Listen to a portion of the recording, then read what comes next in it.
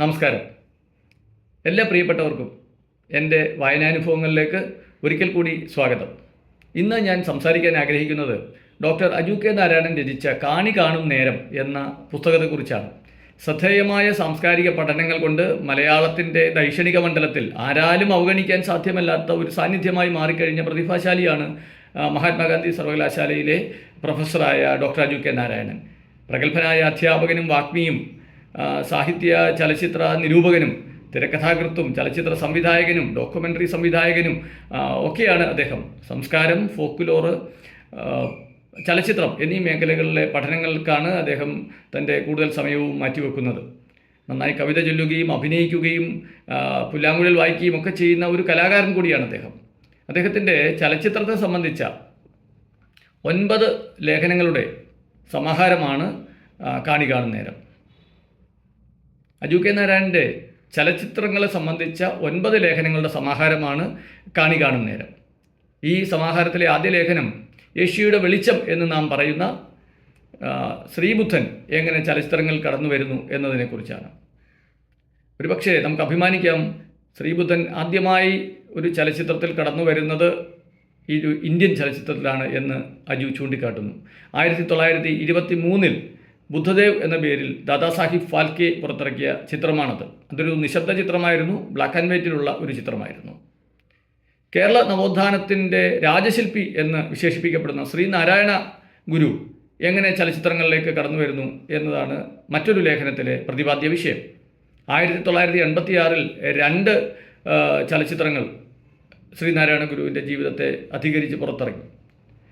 ഒന്ന് പ്രസിദ്ധനായ P.A. ബക്കറും മറ്റൊന്ന് കൃഷ്ണസ്വാമിയുമാണ് സംവിധാനം ചെയ്തത്. 2010 ശ്രീ R. സുകുമാരൻ പുറത്തിറക്കിയ യുഗപുരുഷൻ എന്ന ബയോപിക്കാണ് മറ്റൊരു ശ്രദ്ധേയമായ ചിത്രം.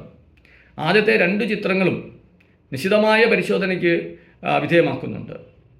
ആ ചലച്ചിത്രങ്ങൾ നഷ്ടപ്പെടുത്തിയ ചലച്ചിത്ര സാധ്യതകളെയാണ് അജു വിമർശിക്കുന്നത്, അതിൻ്റെ എല്ലാ നന്മകളും എടുത്ത് പറയുമ്പോൾ തന്നെ.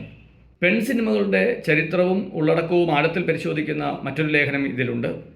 60കൾ മുതൽ വ്യത്യസ്തമായ ആവിഷ്കാര ശൈലി കൊണ്ടും പ്രമേയം കൊണ്ടും കാണികളെ ആശയങ്ങളുടെ വൈദ്യുത സ്പർശമേൽപ്പിക്കുന്ന പ്രസിദ്ധനായ ചലച്ചിത്രകാരനായ ഗൊദാർദിൻ്റെ സാഹിത്യ സംഭാവനകളെ അവതരിപ്പിക്കുന്ന ഒരു ലേഖനം അദ്ദേഹം എഴുതിയിട്ടുണ്ട്.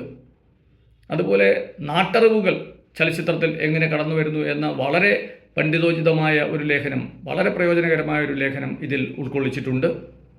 എന്നാൽ വ്യക്തിപരമായി എന്നെ ഏറ്റവും അധികം സ്വാധീനിച്ച, ആകർഷിച്ച 2 ലേഖനങ്ങൾ ഒരൊറ്റ വിഷയത്തെക്കുറിച്ചാണ്. അത് സിനിമാറ്റിക് ഗെയിം എന്ന വിഷയത്തെ അധികരിച്ച് അദ്ദേഹം തയ്യാറാക്കിയ ലേഖനങ്ങളാണ്.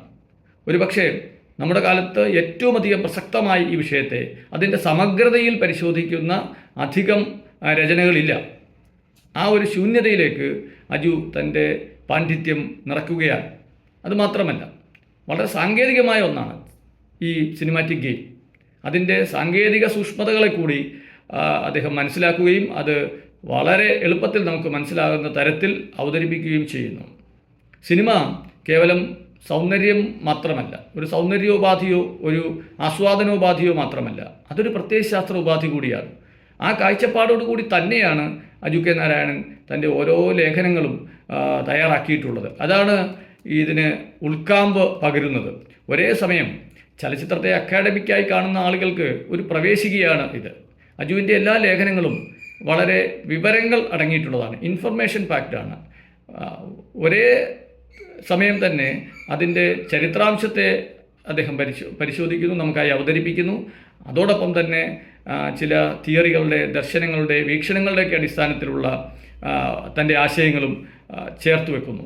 ഇങ്ങനെ വിവരങ്ങളും വിജ്ഞാനവും വീക്ഷണവും എല്ലാം ഉൾച്ചേർന്ന ലേഖനങ്ങളാണ്. അതോടൊപ്പം തന്നെ നമുക്ക് നമ്മുടേതായ ഒരു കാഴ്ചപ്പാട് ഈ വിഷയങ്ങളിൽ സ്വരൂപിക്കുന്നതിന് വേണ്ടിയിട്ടുള്ള അവസരവും അജുവിൻ്റെ ലേഖനങ്ങൾ നൽകുന്നു.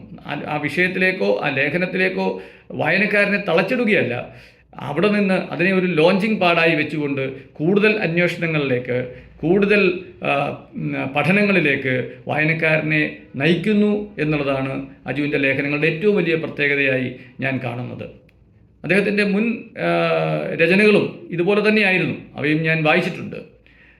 വരുന്ന കാലത്തും ഇതേ രൂപത്തിൽ മുന്നോട്ട് പോവുകയും കൂടുതൽ രചനകളിലൂടെ അതുപോലെ കൂടുതൽ ചലച്ചിത്രങ്ങളിലൂടെ ഒക്കെ നമ്മുടെ സാംസ്കാരിക ലോകത്തെ സമ്പന്നമാക്കാൻ അജുവിന് അവസരം ലഭിക്കട്ടെ എന്ന് ഞാൻ ആശംസിക്കുന്നു. ഈ പുസ്തകത്തിൻ്റെ പ്രസാധകർ കാലിക്കറ്റ് സർവകലാശാലയാണ്. പുസ്തകം പുറത്തിറക്കാൻ തയ്യാറായ കാലിക്കറ്റ് സർവകലാശാലയും ഞാൻ അഭിനന്ദിക്കുന്നു. നമസ്കാരം.